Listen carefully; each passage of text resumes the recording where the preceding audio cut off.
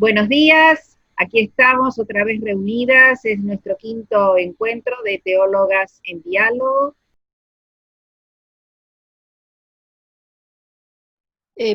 Gracias Rosa, gracias Rachel por la participación y por lo que estuvieron comentando y hablando. Me hacía pensar un poco en esta relación que enfatizaba al final Rosa, la relación que aparece fuertemente entre la política, la realidad, la política y nuestras reflexiones teológicas, ¿no? Eh, digamos que en este contexto de coronavirus es clarísimo, y lo vemos, Rachel lo puede, es una de las exponentes por la zona donde está y por la situación y la política que se expresó en su país. Hay como un manejo muy diferente en todo el mundo, por ahí la mayoría tiende a ser más de cerrar las fronteras, mientras que otros al comienzo tenían otra visión, ¿no? Y se planteó ahí claramente este problema entre cómo leer estas situaciones, si había un interés desde las políticas de derecha o de izquierda, y cómo nosotros también estamos leyendo estas actitudes o estas acciones políticas desde nuestras propias teologías. Es verdad que los contextos nuestros también en teología están atravesados por opciones previas de cada uno.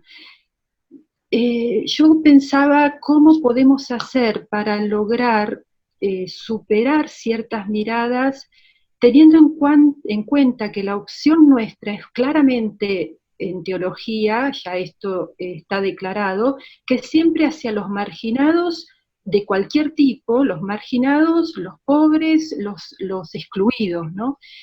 ¿Cómo podemos hacer para lograr una reflexión, un discurso, como decía también, con esa actitud, Rosa, con esa actitud profética, pero sin caer en ciertos corsets políticos que terminan ahogándonos y que Bien, después no es un mensaje evangélico realmente, ¿no? No estoy diciendo que no, el mensaje no sea un mensaje político, pero a lo que voy yo es cómo superar esas miradas más bien de partidos políticos. Entiendo, sí, te entiendo y creo que es nuestro desafío, ¿verdad?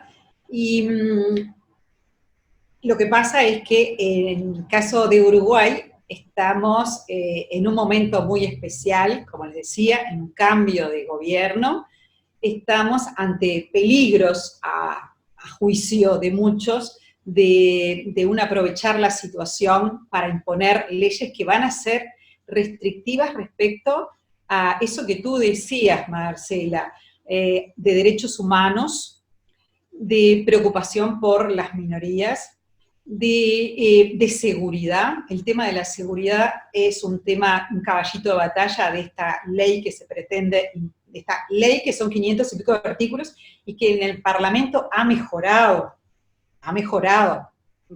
porque también la coalición de gobierno es una coalición y no es monolítica, y además por la confrontación con otros partidos. Pero hay un tema, por ejemplo, de mayor posibilidad de represión, de mayor posibilidad de autodefensa. Cuando decimos autodefensa, se está refiriendo a la defensa de la propiedad, no de la vida. Entonces, estamos muy preocupados por esto que es, y las organizaciones de derechos humanos lo han planteado muy claramente, también las organizaciones sociales, los peligros que encierra esta nueva ley de urgente consideración que tenía más de 500 artículos. O sea, en 500 artículos para aprobar en 90 días, de los cuales ya va la mitad casi, entonces es muy difícil no tener una postura política. Por otra parte, sí, el pensamiento debe ser independiente, y en esto también creo que Uruguay tiene una larga tradición democrática, y por ejemplo, cuando en marzo comienza este tema de la pandemia, hubo una unidad política, social, todos los partidos, todas las agrupaciones intentaron primero la salud, primero la defensa de la vida, Y hubo 15, 20, 3 semanas, digamos, donde hubo una unidad realmente admirable, tanto a nivel, digamos, admirable a nivel político y también en las bases sobre todo, por ejemplo, el trabajo de las ollas populares, fue realmente muy rico porque ahí no había partidos políticos, ahí era la gente que sacaba, que abría su cocina o que en su patio ponía los instrumentos para cocinar. Hubo una integración maravillosa. También hubo un caso especial en que gente que vive en la calle, en situación realmente de calle, que vio ese movimiento y que se acercó a trabajar.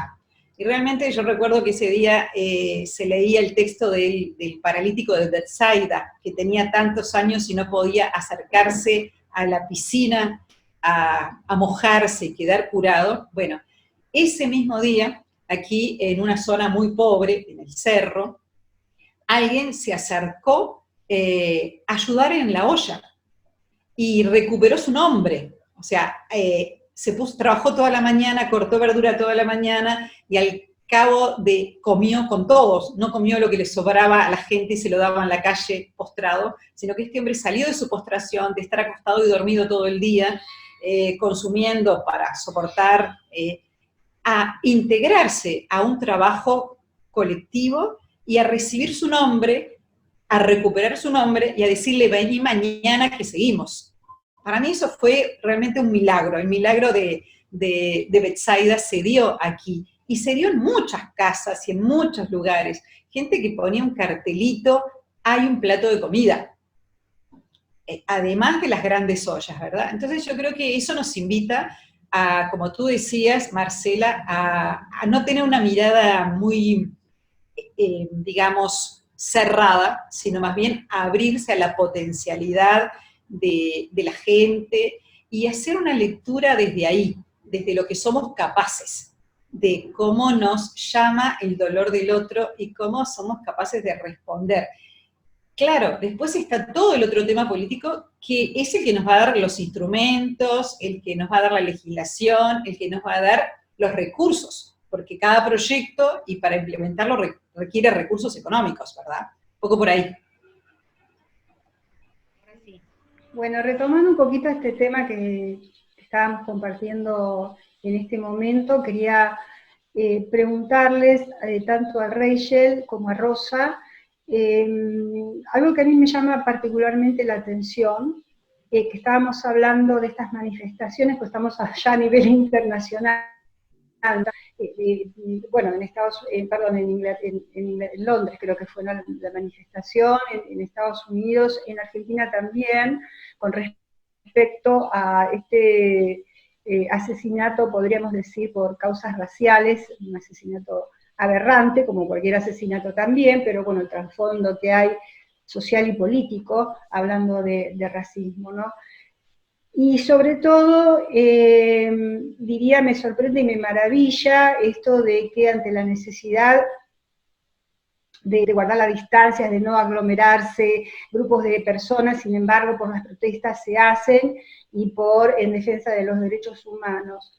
Pero a mí me hace pensar mucho algunos de estos grupos, ¿no? Si en tiempos de pandemia hubo coraje y valor para expresarse con signos de protesta totalmente válidos, yo me pregunto qué nos pasó también como cristianos cuando en Venezuela tantos asesinatos brutales por cuestiones políticas también, y no hemos salido como humanidad a nivel internacional a protestar, ¿no? O sea, no sé si un poco está acá esto que vos decías, Marcela, de la cuestión política, porque después de todo, tantos derechos y si hilamos fino, no solamente en Venezuela, en tantos lugares del mundo ocurren este tipo de barbaridad. Yo me refiero a lo que tenemos, por lo menos nosotros en Latinoamérica, que en este momento soy no, pero es algo que no ha movilizado a los cristianos, por lo menos de Latinoamérica, a reclamar por los derechos, simplemente a la vida de estas personas que por motivos políticos son perseguidas y asesinadas. A mí me llama poderosamente la atención, ¿no?, de nuestra reacción como cristianos. Sí, y agrego, en nuestro país, y después le cedo la palabra a Rachel y a Rosa, que hemos tenido en estos últimos días unas golpizas enormes a nuestros hermanos de los pueblos originarios en el norte, en el Chaco, con violaciones, y tampoco los colectivos de mujeres que en algunas circunstancias han salido a expresarse contra las violaciones de mujeres, actrices o de movimientos determinados. En este caso, esto ha quedado como invisibilizado, como tantas otras situaciones que padecen nuestros pueblos originarios que quedan, sí, bajo la alfombra. Voy a hacer un eco, hay un complejo proceso de cómo se articulan las agendas de reclamos, que están basadas en pactos previos, ¿no? Y en ese sentido me parece que se pone un horizonte de por qué algunos reclamos pueden ser escuchados y otros no, y cómo se articulan los consensos sobre un punto y sobre otro. En Argentina, por ejemplo, tuvimos casos, como dice Andrea, de abusos policiales, que la sociedad los permitió como en el sentido de que no reclama enfáticamente, ¿sí?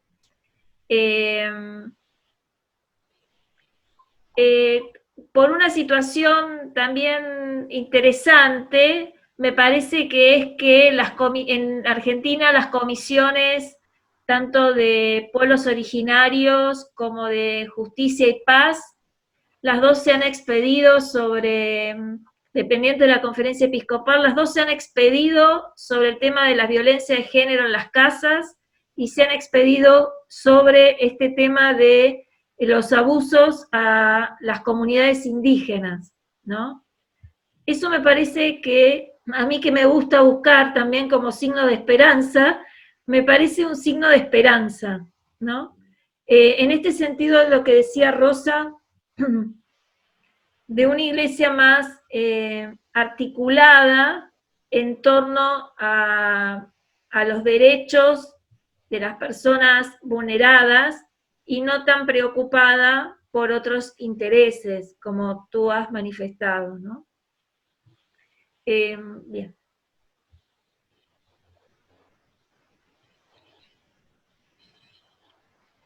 Bueno, yo creo que hay algunas cosas para decir sobre la situación en Inglaterra, pero en nuestras noticias hay un falta de noticias sobre la situación en América Latina o en África, un poco más de Asia, pero de América Latina hay poquito. Y eso creo es por razones del colonialismo, la historia del colonialismo. Yo creo que en Inglaterra nosotros estamos mirando mucho tiempo a la cultura y la política de los Estados Unidos. Muchas veces hasta ahora para decir, bueno, estamos mejor que los Estados Unidos. En Inglaterra no estamos tan racistas, no estamos tan feos con la política, etcétera, etcétera.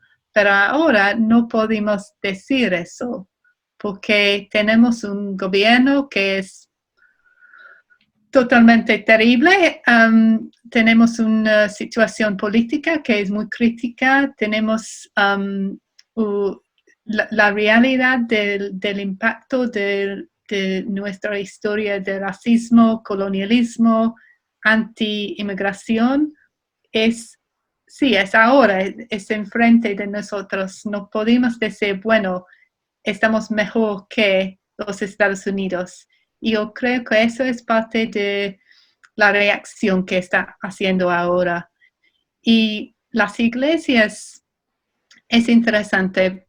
Ahora, pero poquito a poquito, los obispos de la iglesia anglicana están haciendo algo sobre el racismo y el racismo entre la iglesia.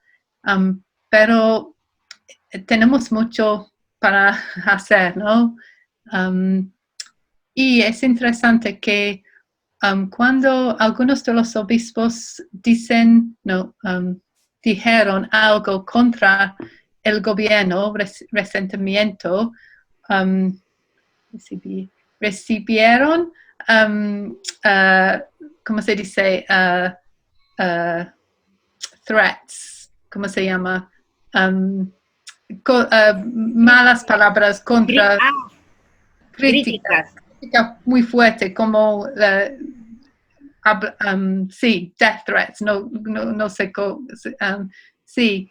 Entonces, hay una reacción muy fuerte en algunas partes de la población si la iglesia es política, pero por supuesto siempre estamos política, pero la cosa es que en qué modo expresar nuestra política, sí. Quisiera decir algo, sí, puedo.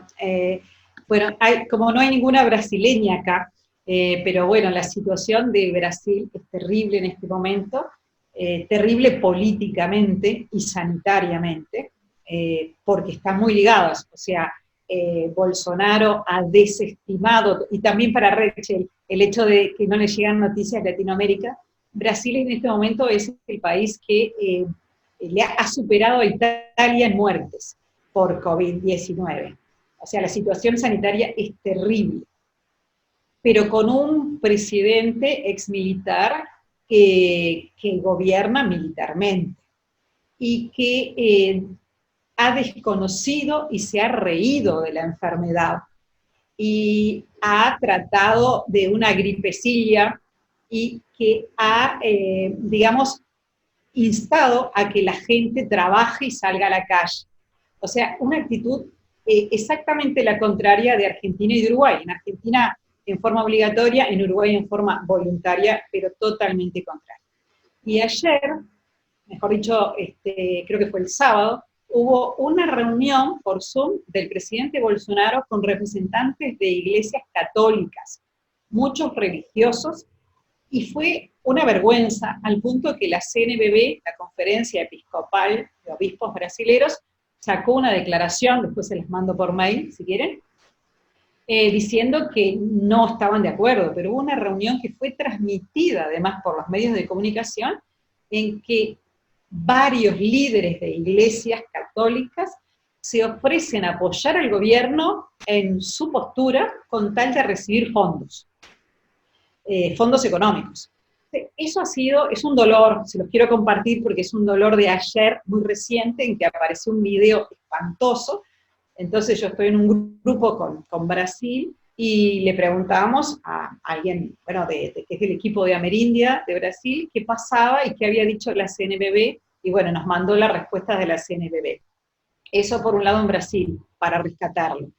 Por otra parte también en relación a la violencia, esta semana en Uruguay hubo una marcha de mujeres contra la violencia doméstica, porque les decía que el fin de semana fue terrible. Incluso un papá que mató a 2 de sus hijos, y cuando los mata, llama a la esposa por teléfono para decir que los mató, con una escopeta, una niña autista de 8 años y un varón de 10, los mata a los 2 con una escopeta, llama a la esposa para decirle que los mató y a continuación se suicida.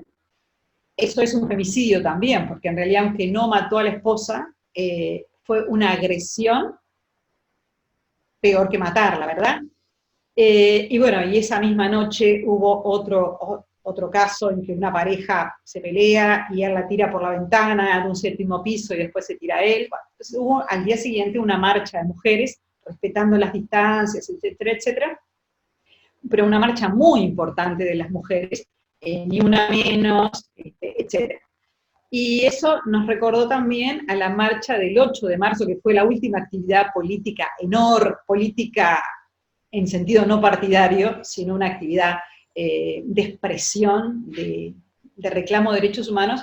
La marcha de las mujeres fue multitudinaria, y previamente se hace una celebración ecuménica. Desde hace varios años, antes de hacer la marcha, hacemos a veces en una sede católica, esta vez fue en una sede metodista, una celebración ecuménica por el Día de las Mujeres, y después marchamos juntos, pastores, sacerdotes, religiosas, laicos, que muchas veces también somos agredidos, porque, digamos, también está el feminismo antirreligioso, que con consignas que no son nuestras, porque, por ejemplo, hay una consigna que nos duele mucho a los católicos, porque dice, Iglesia, vos sos la dictadura, o algo así, y que es una consigna que le cambia a otros países, pero no al nuestro, porque en nuestro país la Iglesia estuvo en contra de la dictadura que tuvimos entre el 73 y el 85, fue muy clara la postura de la Iglesia en ese momento contra la dictadura.